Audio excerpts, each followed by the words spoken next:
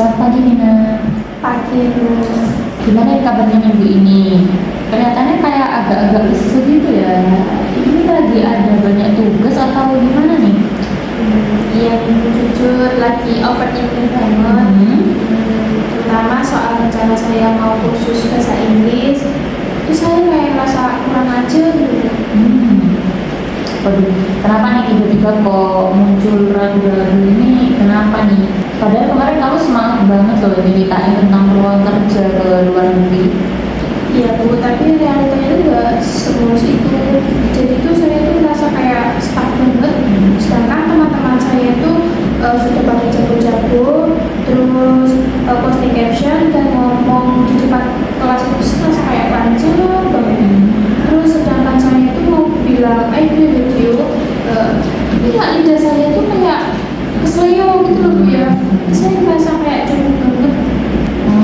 Oke, berarti kamu secara nggak langsung membanding-bandingkan diri kamu sama teman-teman kamu yang udah lancar ngomong itu. Nah, awalnya gimana sih? Bisa diceritakan dari mana dan dari kapan kamu ngerasa cukup itu? Kemarin itu saya mencoba menjawab pertanyaan dari dosen pakai bahasa Inggris Bu. Tapi waktu pas kelas selesai dan kelasnya itu belum bubar, ada teman saya bilang kayak, Vin, itu tadi filmnya agak aneh deh.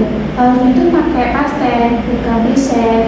Jadi itu dia ngomongnya itu sambil kayak tawa gitu Bu. Saya itu langsung kena mental. Jadi sampai itu saya juga pede dan berhenti pakai bahasa Inggris Bu. Padahal itu cara saya buat latihan ini. Nah, oke.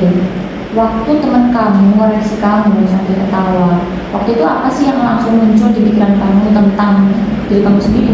Saya langsung mikir dan ngomong ke diri saya sendiri itu kayak, Vin, mungkin kamu tuh diam aja deh. Kamu tuh emang gak bakat pakai bahasa Inggris. Orang-orang bakal terus ngetawain kamu. Orang-orang salah ngomong. Mending gak usah ngomong sama sekali deh di kamu sendiri. Oke, jadi gini, kalau boleh jujur, waktu teman kamu ngoreksi itu, apa itu beneran jadi bukti kalau kamu memang benar-benar nggak mampu dari bahasa Inggris, atau itu menjadi salah satu bukti sebenarnya kalau kamu itu masih berproses dalam belajar bahasa? Iya sih Bu, saya itu masih belajar. Tapi kan saya malu Bu, kenapa sih juga dia itu harus ngomong gitu di depan? Oke, sekarang kita coba nih buat skenario. Misalnya nih, ada bule datang ke kota kita, ke Banyuwangi. Mereka liburan nih, terus lagi di jalan, mereka bingung mau ke minimarket atau mau nyari halte bus gitu ya. Mereka tanya nih ke kamu misalnya. Dia nyoba bertanya pakai bahasa Indonesia, tapi bahasa mereka masih comot-comot, masih berantakan. Nah, kira-kira kamu bakalan langsung hujat mereka cupu nggak? Atau kamu malah salut karena beliau itu tadi udah berani ngomong sama kamu pakai bahasa Indonesia? Ya pastinya salut sih Bu ya, karena bahasa Indonesia kan cenderung lebih ribet dan lebih susah, karena kan lebih banyak kosakatanya. Nah, terus kenapa kamu memberikan standar yang beda ke dirimu sendiri? Kenapa kamu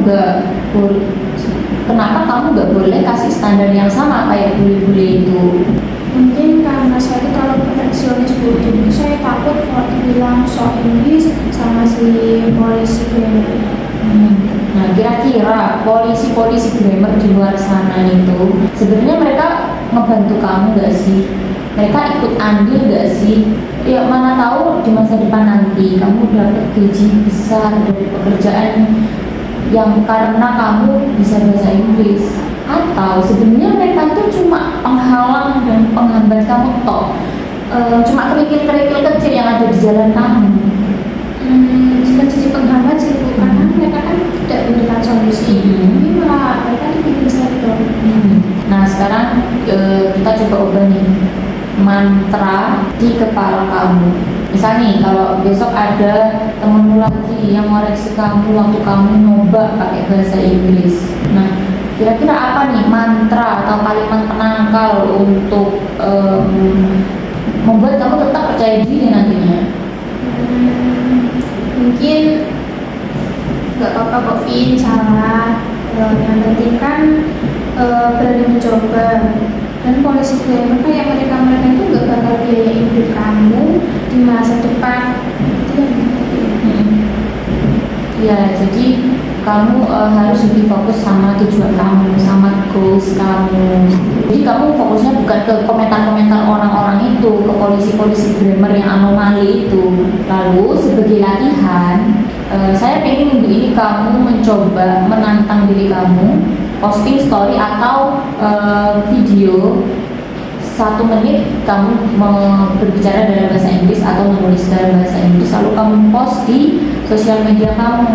Nah, dan jangan dihapus meski kamu nanti ngerasa kayak aduh kayaknya grammarnya masih salah deh, aduh kayaknya nanti orang-orang bakalan ini itu gitu. Jadi jangan dihapus gitu. Oke, siap Bu. Nanti saya akan coba melawan rasa overthinking saya itu. Thank you banget ya Bu ya, sudah mau bikin saya jadi lega, dan juga terima kasih juga untuk arahannya. Saya sekali betul tenang. Oke, jadi terima kasih juga kamu sudah mau bercerita tentang keluh kesah kamu. Jadi untuk sesi konseling hari ini kita akhiri sampai di sini. Misal nanti ada perlu atau ada masalah lain, bisa dijadwalkan di pertemuan selanjutnya.